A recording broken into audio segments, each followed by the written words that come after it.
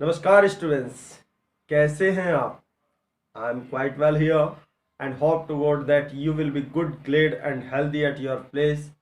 So students, let's topic of the day, future indefinite tense. आज का हमारा topic है फ्यूचर इंडेफिनिट टेंस. अपनी तरफ से पूरी कोशिश करेंगे आपको ज़्यादा से ज़्यादा इंफॉर्मेशन मिले और आप ज़्यादा से ज़्यादा सीखें. So let's move to the topic.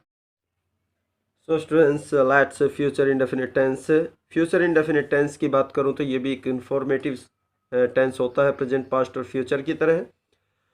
और इसे भी हमें बेसिक वर्ब के थ्रू ही स्टडी करना चाहिए, अदरवाइज हमारे कुछ कंटेंट छूट जाएंगे तो फिर हमें समझ में नहीं आएगा. इसे भी तीनों बेसिक वर्ब के थ्रू लेंगे, बी, हैव और जो हमारी बेसिक हमारी मॉडल विल और शैल, उसी के थ्रू लेंगे. So students, let's first auxiliary be. Be means होता है होना. होने में किसी भी तरह का चेंज नहीं होता, जैसी चीज होती है उसे वैसे ही कह दिया जाता है. आइडेंटिफिकेशन की बात करें तो होगा, होगी, होंगे. हो के साथ गा गी गे आएगा, यानी कि होना, होगा. हिंदी में भी इसका हम लोग देखने को मिलेगा. सो आइडेंटिफिकेशन की बात करते हैं इंग्लिश में स्ट्रक्चर की. सो सब्जेक्ट होगा विल और शैल होगा, ऑब्जेक्ट होगा, कॉम्प्लीमेंट होगा. नेगेटिव में सब्जेक्ट होगा विल, शैल, नोट या नो, बी, ऑब्जेक्ट और वर्ब. स्टूडेंट्स, इंटरोगेटिव की बात करें तो क्वेश्चन वर्ड होगा, विल और शैल होगा, सब्जेक्ट होगा, नोट होगा या नो होगा, बी होगा और आपका ऑब्जेक्ट या कॉम्प्लीमेंट होगा. आपके नॉलेज के लिए बता दूं, आई और वी के लिए शैल पूरे फ्यूचर में शुरू से लेकर आखिरी तक आई और वी के लिए शैल आता है और अदर्स सब्जेक्ट के लिए वी आता है. लेकिन एक नोट, एक बात इसके अतिरिक्त आप लोगों को जान लेनी चाहिए कि जब कर्ता पर यानी कि सब्जेक्ट पर अतिरिक्त दबाव होने पर, जब सब्जेक्ट पर अतिरिक्त दबाव हो, एक्स्ट्रा प्रेशर हो, अनिवार्यता हो, तब हम लोग आई और वी के साथ विल लगाते हैं, सेल के अदर्स के साथ सेल लगाते हैं. मीन्स चेंज हो जाता है, मीन्स चेंज हो जाता है. और विल, आई और विल के साथ क्या आता है, शैल आता है. अदर्स के साथ क्या आता है, विल आता है. लेकिन सब्जेक्ट पर प्रेशर होने की वजह से ये चेंज हो जाते हैं, एक दूसरे के साथ बदल जाते हैं. हाँ, एक बात और बताता चलूं, मॉडर्न एज में शैल का प्रयोग अब बिल्कुल नगण्य देखने को मिलता है, यानी कि बिल्कुल ना के बराबर. मॉडर्न एज में केवल विल को ही एकमात्र हेल्पिंग वर्ब फ्यूचर की मान लिया जाता है. लेकिन आप ये गलती बिल्कुल ना करें, क्योंकि जब हम लोग ग्रामर के थ्रू स्टडी कर रहे हो तब हमारे लिए विल और शैल दोनों का इंपॉर्टेंस है. विल हम लोग कहाँ करते हैं, स्पेशली स्पोकन में. स्पेशली स्पोकन में हम विल का प्रयोग करते हैं. लेकिन जब हम लोग ग्रामर पे वर्क कर रहे होंगे तो हमें सेल और का आई और वी के साथ, जब तक प्रेशर ना हो, और अदर्स के साथ विल का प्रयोग करना चाहिए. सो स्टूडेंट्स, आइए स्टडी करते हैं थ्रू द एग्जाम्पल. वह वहाँ होगा, यानी कि उसका वहाँ होने के बारे में बात की गई है. सब्जेक्ट है वह, और होगा आपकी वर्ब हो गई, और वहाँ आपका कॉम्प्लीमेंट्री है. Students, he will be there, इस प्रकार से सेंटेंस हो जाता है अकॉर्डिंग टू द स्ट्रक्चर. अगले वर्ष मैं दिल्ली में हूँगा. मैं सब्जेक्ट है और आपका हूँगा वर्ब है, होना. I shall be according to the structure in Delhi, मैं दिल्ली में हूँगा द नेक्स्ट ईयर, अगले साल. स्टूडेंट्स, वे मैदान में नहीं होंगे. नेक्स्ट लेते हैं. वे के लिए सब्जेक्ट आपका दे है, वंस अगेन नेगेटिव भी है. Will not B, will not B in the ground. I hope आप लोग जरूर समझ रहे होंगे. एक दिन पक्षी आकाश में नहीं होंगे, ये पॉसिबिलिटी वाली बात है कि एक दिन पक्षी आकाश में नहीं होंगे. वन डे को हम बाद में भी लगा सकते हैं. The birds will not be, bird subject हो गया, will not be according to the negative future be in the sky, complement बन गया है. क्या कुत्ता गली में होगा, इंट्रोगेटिव आ गया. क्या स्टार्टिंग में है तो क्या को विल और शैल को हम स्टार्टिंग में लगा देंगे. Will the dog B in the street, question mark जरूर लगाएं। क्वेश्चन मार्क इंट्रोगेटिव में जरूर आएगा। चूहा मेज पर क्यों नहीं होगा? चूहा मेज पर क्यों नहीं होगा? जब भी इंट्रोगेटिव वर्ड आएगा आप लोग उसे स्टार्टिंग में लेकर आएंगे। वाई विल, सॉरी मैं यहाँ विल लेफ्ट कर दिया। Why will the rat not be on the table, यानी कि चूहा मेज पर क्यों नहीं होगा, क्यों चूहा नहीं होगा ऑन द टेबल। नोटिस करने वाली बात है, बी नेगेटिव में और इंटरोगेटिव में, यानी कि नेगेटिव में नोट के बाद आती है और इंट्रोगेटिव में सब्जेक्ट के बाद आती है। अगर नोट है तो नोट उससे पहले आता है। मैं कई बार आप लोगों को बता चुका हूँ कि इंट्रोगेटिव नेगेटिव में नोट जो होता है वो सब्जेक्ट के तुरंत बाद आया करता है। So students, move to the other part of the future.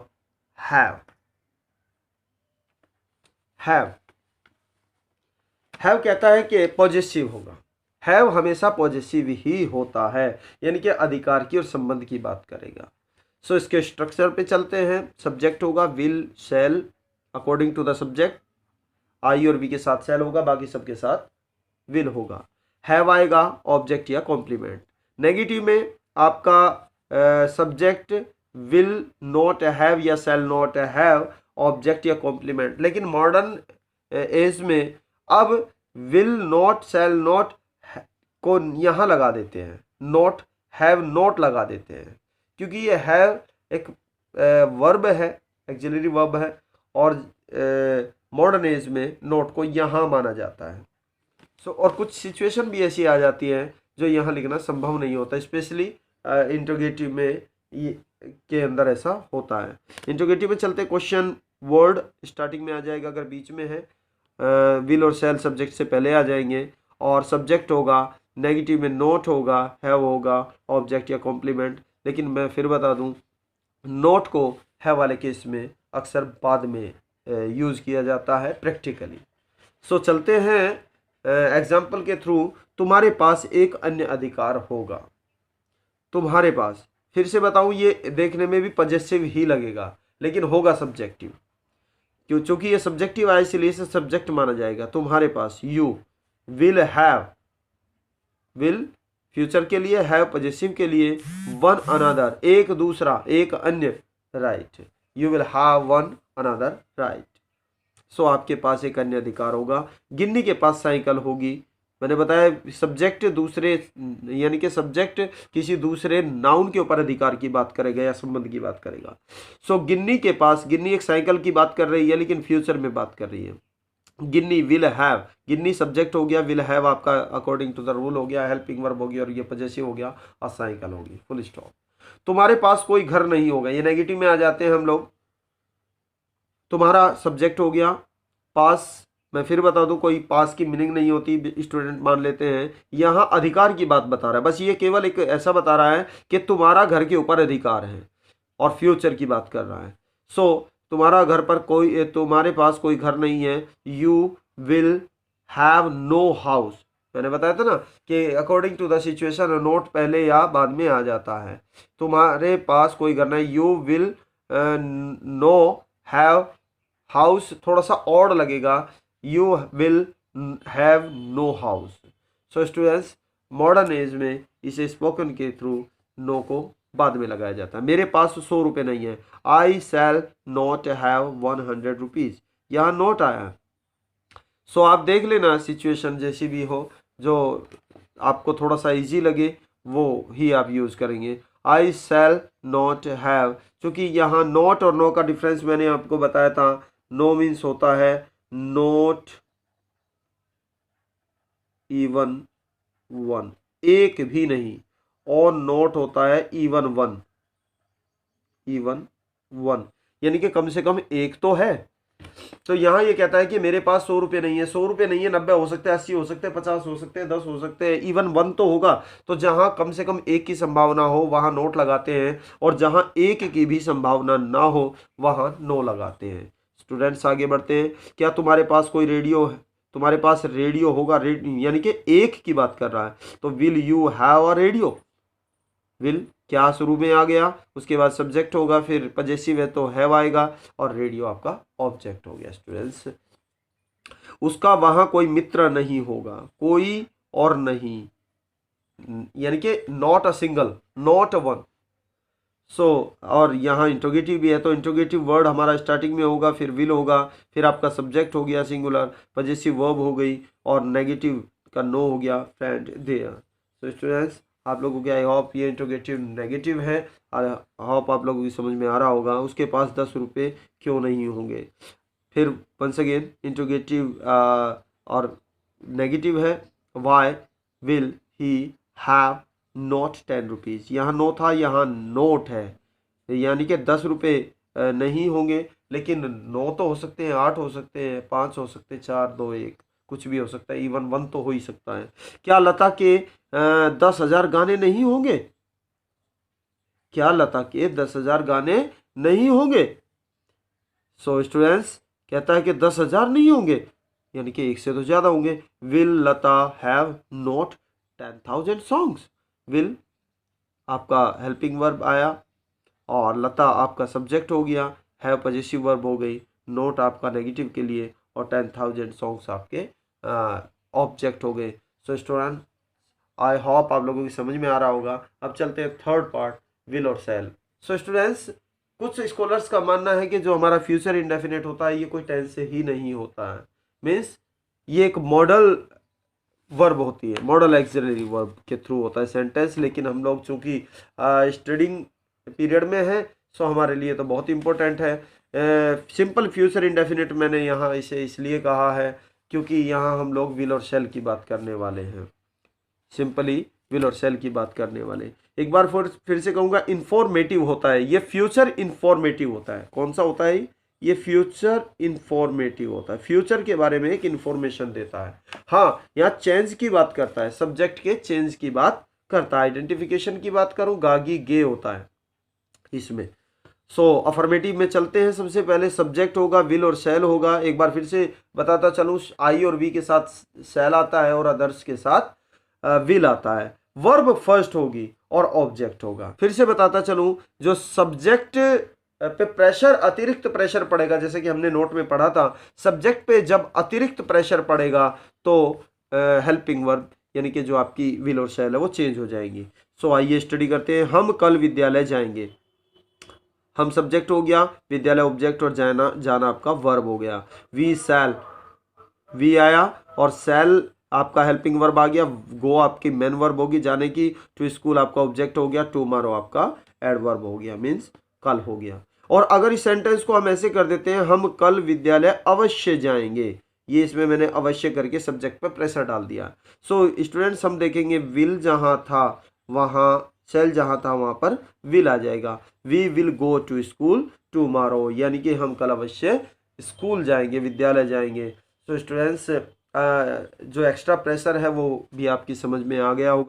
कल माली बाग से फूल तोड़ेगा, ये सेंटेंस में कल आपका एडवर्ब है और माली आपका सब्जेक्ट हो गया, बाग से कॉम्प्लीमेंट है, फूल आपका ऑब्जेक्ट हो गया, और तोड़ना आपकी वर्ब हो गई। सो स्टूडेंट्स गार्डनर सब्जेक्ट हो गया, विल आपका हेल्पिंग वर्ब, प्लक आपका वर्ब हो गया, फ्लावर्स आपका ऑब्जेक्ट हो गया, इन द गार्डन आपका कॉम्प्लीमेंट हो गया। लेकिन इसी सेंटेंस को अगर हम लोग कहें कि कल माली बाग से फूल अवश्य जरूर तोड़ेगा, जरूर तोड़ेगा, बिल्कुल तोड़ेगा, अवश्य तोड़ेगा, पक्का तोड़ेगा, ये सब्जेक्ट पे प्रेशर बनाने वाले वर्ड है, इनकी मीनिंग नहीं आएगी फ्यूचर में। द गार्डनर सेल, यहां विल था और यहां सेल कर दिया, बस इतना चेंज करना है, बाकी सेम रहेगा। सो आई होप आप लोग जरूर एंजॉय कर रहे होंगे। नेगेटिव सेंटेंस, वह तुम्हारी मदद नहीं करेगा, यानी कि he will not help you, he subject हो गया, विल लगा हेल्पिंग वर्ब, नेगेटिव नॉट आ गया, हेल्प वर्ब हो गया मदद करना, और तुम्हारी यानी कि यू आपका ऑब्जेक्ट हो गया। स्टूडेंट्स अगर इसी सेंटेंस को मैं कहूँ, वह तुम्हारी मदद बिल्कुल भी नहीं करेगा, मीन्स सब्जेक्ट पे फिर एक्स्ट्रा प्रेशर पड़ रहा है। सो आप लोग फिर से क्या करेंगे, विल की जगह फिर आपको सेल कर देना है। He shall not help you, same subject, helping verb, negative verb, object. So students चलते हैं फिर आगे। रमेश अपना कार्य नहीं करेगा, यानी कि रमेश अपना कार्य नहीं करेगा, तो रमेश सब्जेक्ट है, अपना कार्य ऑब्जेक्ट है और करना उसकी वर्ब हो गया और ये नेगेटिव हो गया। Ramesh subject, will helping verb, not negative, do आपका वर्ब और हिज वर्क आपका ऑब्जेक्ट हो गया। सो स्टूडेंट्स आप लोग समझ रहे होंगे। चलते हैं अब इसका थर्ड वन जो सेंटेंस है इंटरोगेटिव। इंटरोगेटिव में कहता है कि क्या बच्चे क्रिकेट खेलने नहीं जाएंगे, यानी कि नेगेटिव भी है और इसका स्टार्टिंग में क्वेश्चन वर्ड भी है, मीन्स ये यस नो टाइप है। इसे एक बात और बताता चलूं कि जो सेंटेंस में स्टार्टिंग में क्या होता है उसे बोलते हैं यस नो टाइप। तो यस नो टाइप में हमेशा आपकी हेल्पिंग वर्ब या लिंकिंग वर्ब शुरू में आएगी, और जो क्वेश्चन वर्ड बीच में होता है उसे बोलते हैं आंसर टाइप क्वेश्चन वर्ड, यानी कि उसका आपको जवाब देना। इसे यस नो टाइप क्यों कहते हैं? क्योंकि इसमें हाँ या ना का जवाब, जैसे उसे कहते हैं क्या बच्चे क्रिकेट खेलने नहीं जाएंगे, या तो आप हाँ कहेंगे आंसर में या तो फिर आप ना कहेंगे, हाँ जाएंगे या ना। लेकिन अगर ये कहे कि बच्चे क्रिकेट खेलने क्यों नहीं जाएंगे तो आपको इसका एक्सप्लेनेशन करना पड़ेगा, आपको इसका आंसर रिप्लाई करना पड़ेगा, जवाब देना पड़ेगा। सो इसे आंसर टाइप कहेंगे, इसे यस नो टाइप कहेंगे। सो आप लोग जरूर इस बात को ध्यान रखिए, जब भी क्या शुरू में आए उसे यस नो टाइप कहेंगे, और जब यही शब्द बीच में आ जाए तो ये आंसर टाइप हो जाते हैं। सो क्या बच्चे क्रिकेट खेलने नहीं जाएंगे, क्या के लिए शुरू में हेल्पिंग वर्ब आई है, बच्चे की चिल्ड्रन सब्जेक्ट हो गई, फिर नेगेटिव के लिए नोट हो गया, और जाने के लिए गो हो गया, टू प्ले आपकी खेलने के लिए इन्फिनेटिव वर्ब हो गई, एक दूसरी वर्ब है इन्फिनेटिव, आपको प्रीवियस वीडियो में मैं बता चुका हूँ।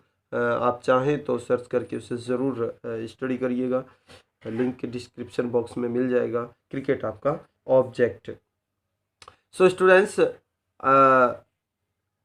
आइए नेक्स्ट एग्जांपल के थ्रू चलते हैं। मुकेश गाना क्यों नहीं गाएगा, ये हो गया आपका answer type questions, answer type question हो गया, यानी कि इसका ये जो क्वेश्चन पूछ रहा है इसका आपको बाकायदा आंसर देना पड़ेगा, यस और नो से काम नहीं चलेगा।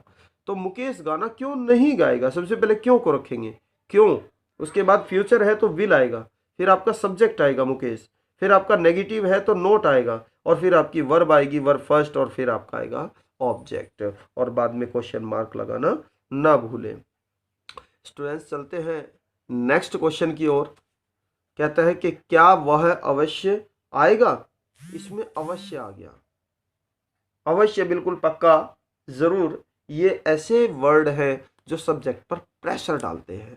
तो ही के लिए वैसे तो यूजुअली सेल विल लगाते हैं, लेकिन यहाँ सेल लगाया गया, क्योंकि ये यस नो टाइप है तो शैल आ गया यहाँ, और ही सब्जेक्ट हो गया, और अवश्य बिल्कुल पक्का इनकी नहीं आती है, कोई मीनिंग नहीं आती है, बस इनकी हेल्पिंग वर्ब वो चेंज कर देते हैं और वर्ब हो गई आपकी आना। So students I hope future indefinite आप लोगों को ज़रूर समझ में आया होगा। मैंने future indefinite, present indefinite, past indefinite और फ्यूचर इंडेफिनेट तीनों पे बड़ी ही प्यारी वीडियो बनाई है, आप ज़रूर उन्हें सर्च करके पढ़ेंगे और आप अपने नॉलेज को इम्प्रूव करेंगे। मैंने अपनी तरफ से अपना बेस्ट दिया है, अगर कोई फिर भी छोटी मोटी मिस्टेक रह गई हो प्लीज़ उसे इग्नोर करें और इन्फॉर्मेशन पे ध्यान दें। और सो स्टूडेंट्स आई होप आप लोगों ने एंजॉय किया होगा। So please like, share, subscribe the channel and comment in the comment box. So bye bye, have a good day, take care of you, thank you very much.